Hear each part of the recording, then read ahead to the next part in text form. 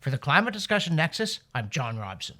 And we start this week's readout video from our Wednesday Wake Up email newsletter with a question. Okay, we don't.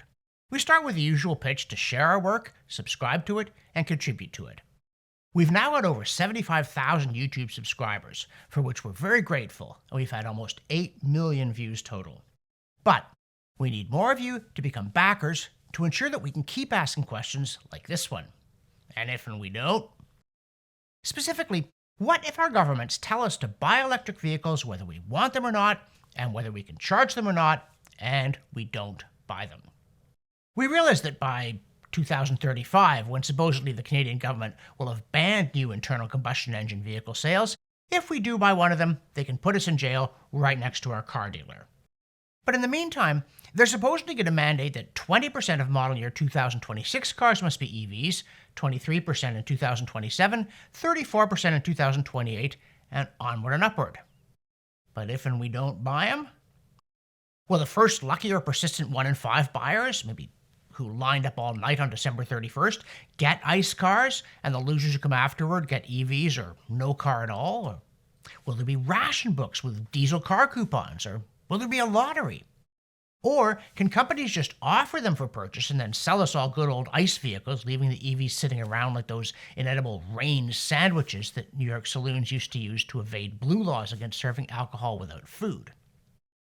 In C2C Journal, James Coggan, who we note approvingly is not just a writer and an editor but also a historian in British Columbia, gives quite the detailed drubbing to the government's claim that Canadians will end up $9.5 billion richer by 2050 by being forced to switch kinds of cars. And he also notes the well-established, if within government and among activists well-ignored, fact that EVs don't respond well to heavy loads, from pulling a trailer to transporting construction material. So again, what are the companies meant to do if we, or sensible buyers in other countries, don't want unreliable, unchargeable vehicles? Which, as Coggan details, they currently don't. Quote, even the 2026 goal seems a big stretch, given that only about 6% of cars currently on the road in Canada are fully electric, and that EVs made up only about 5% of car sales in 2021, end quote.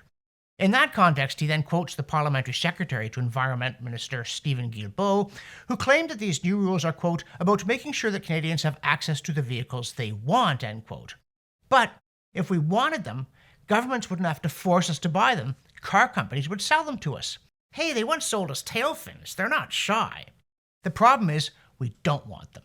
So maybe the companies will just stop updating the model year, but I assume that even the government will catch on to that dodge eventually. And then what? They really seem not to have thought of it. Maybe climate fungus ate their brains. And certainly fungus movies are in these days, from The Spore to Annihilation, and there's that very trendy series The Last of Us.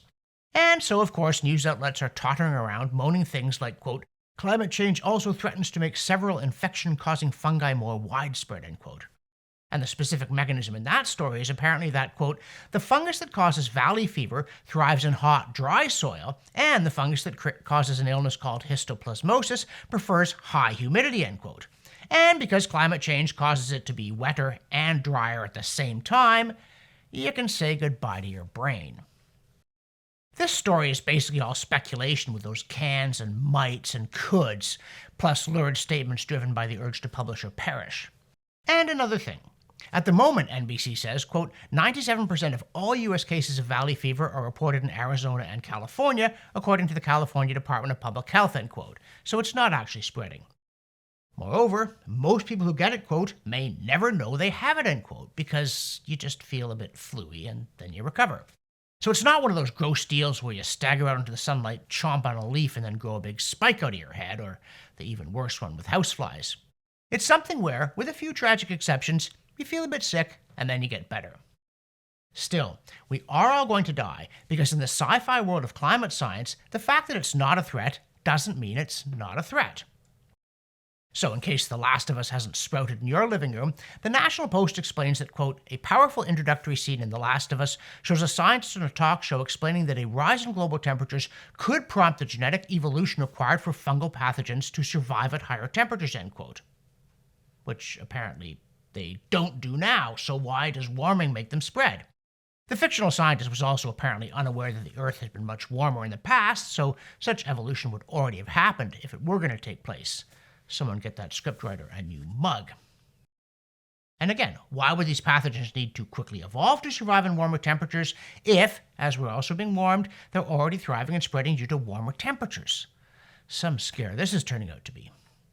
In the newsletter, we also update a few stories that we have been following, including some local protesters blocking access to the site for Justin Trudeau's windmill farm to make his imaginary green hydrogen for Germany, as well as more evidence that the US Energy Department really is cooking up regulations to forbid most gas stoves, and a piece saying, quote, registrations of new electrical vehicles collapsed in Germany, end quote, falling about 83% after massive subsidies were cut.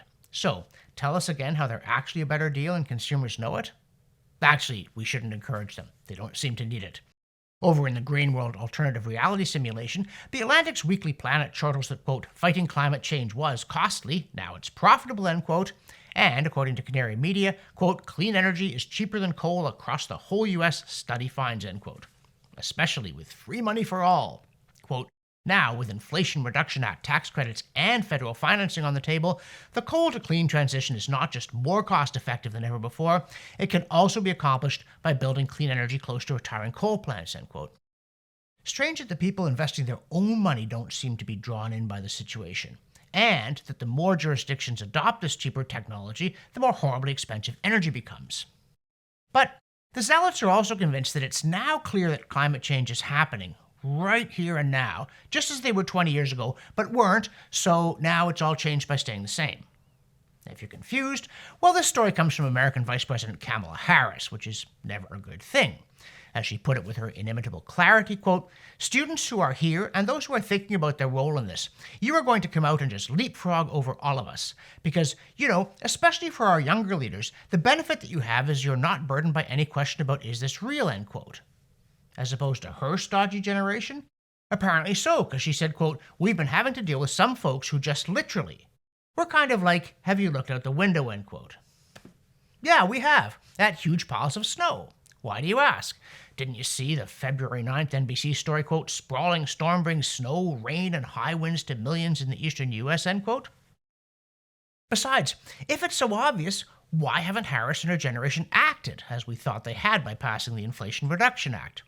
The same question struck the Swedish scold, who just told the New York Times' David Wallace Wells that, quote, it seems like the world is getting more and more grim every day, end quote, which has nothing to do with Greta Thunberg lecturing us, but, quote, right now it seems the people in power just don't want to solve the climate crisis, end quote. Yeah, people like Justin Trudeau or Kamala Harris, who thinks that Greta Thunberg and her generation will leapfrog over her as she sits there because they both see the urgency of it and are both going to act immediately just like Harris didn't while doing it. Got it now? Oh, and have you got it now about DEI and ESG?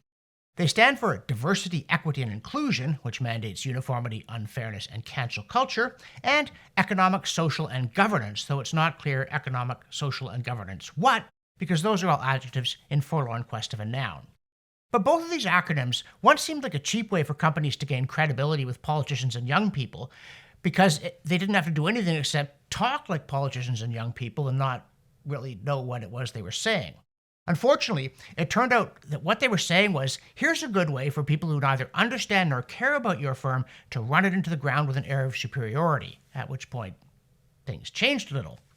Suddenly, investors and energy firms started charging away from ESG and back toward refining a lot of reliable fuel at high prices and selling it to people who needed it, because that process seemed in some strange way to contribute to prosperity, social well-being, and national security, whereas playing woke buzzword bingo didn't. Canada's heavily subsidized left-wing state broadcaster whined that, quote, big oil walks back climate pledges as earnings show 2022 was their most profitable year ever, unquote. Unlike, say, the CBC, with their massive subsidies and their dwindling audience. Showing the independence of mind typical of progressives, Britain's heavily subsidized left-wing state broadcaster whined that, quote, BP scales back climate targets as profits hit record, end quote, and then interviewed of all outfits Greenpeace, quote, whose voice the BBC has included because of the impact of oil and gas production on the environment, end quote. Not that we're blurring the line between journalism and activism. And Greenpeace, of course, commented on Q that the new BP strategy, quote, seems to have been strongly undermined by pressure from investors and governments to make even more dirty money out of oil and gas, end quote. But how can that be when we keep hearing that selling renewables is more profitable? Even the Davos people acknowledged that there were concerns over ESG, only to brush them aside with their aristocratic brush. Quote, ESG has been under increasing pressure lately. The Financial Times sees the future of ESG as at a crossroads. The Economist sees a broken system that needs urgent repairs, end quote.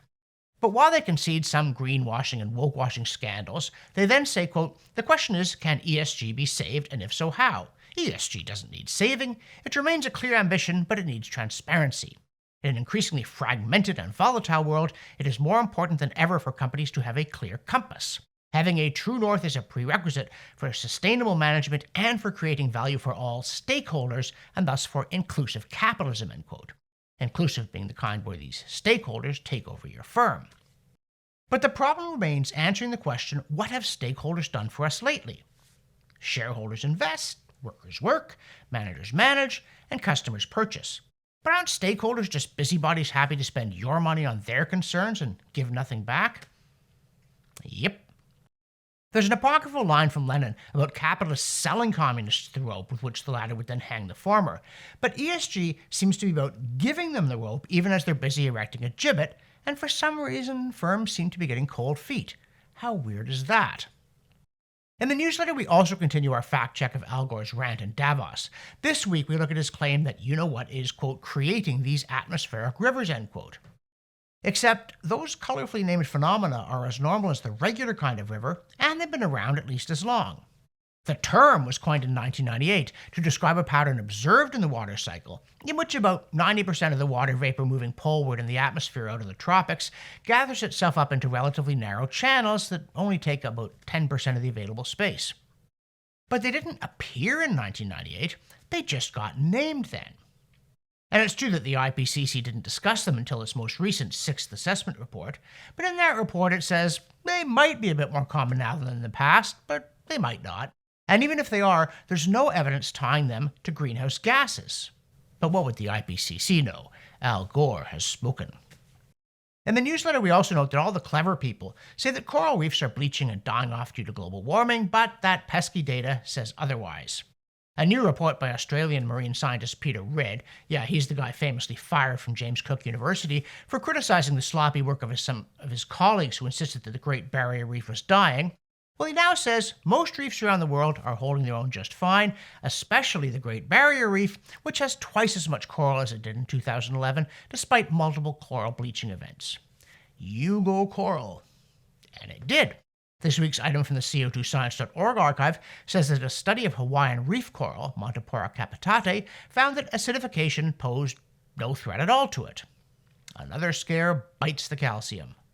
For the Climate Discussion Nexus, I'm John Robson, and I won't be buying an EV anytime soon.